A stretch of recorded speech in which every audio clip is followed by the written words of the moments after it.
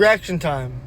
So I just got back from watching Ballerina, starring clearly Ana de Armas, Norman Reedus, John Wick, Keanu Reeves, Ian McShane. Clearly speechless.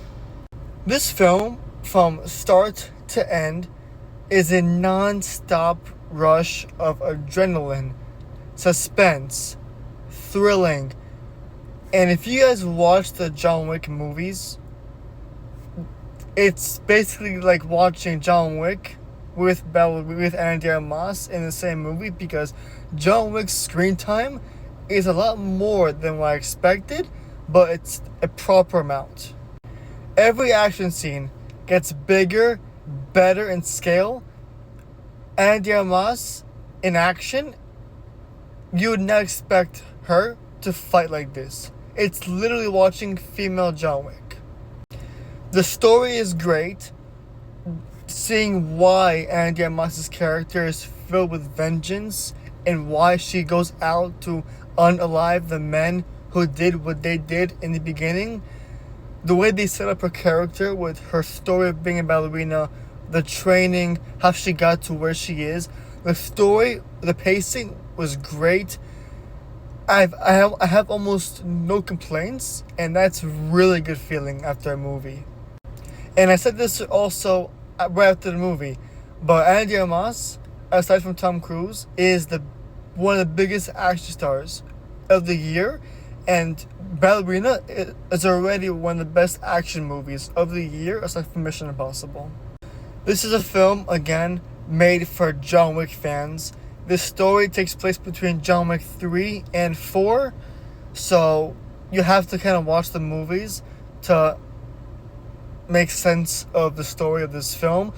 But it's crazy how they integrate this movie in this timeline the way they did, because if you didn't watch John Wick 3, then this might be a little confusing for you to watch, but again, it's made for fans of the franchise. Ana de Armas proves that she can lead a film as an action star, and let me tell you, her fight scenes in this movie, she can take a punch. She can take a punch, she can take a stab, she can take karate. This woman can take a punch and fight right back.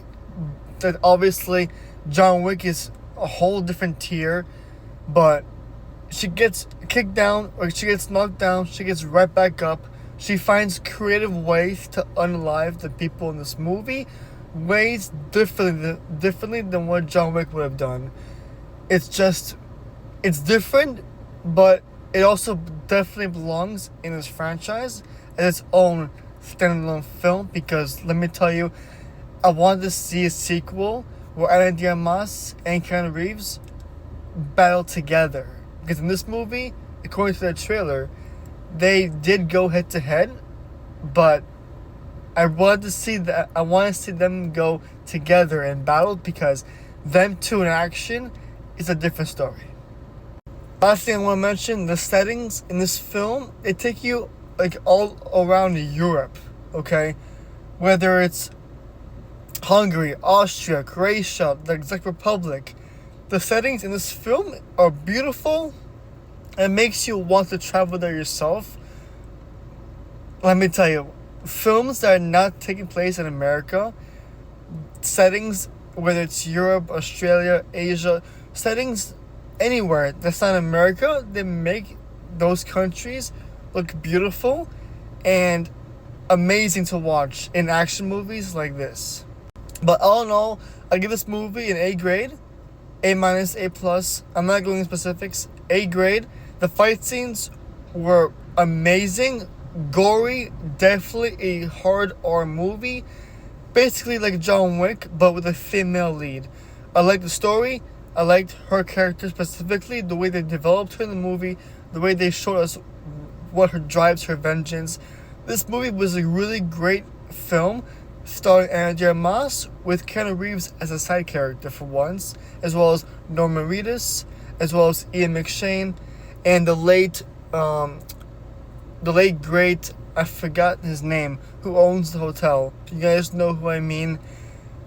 Everyone in this film All I'm saying, if you love John Wick franchise, you'll love this movie when it comes out this weekend.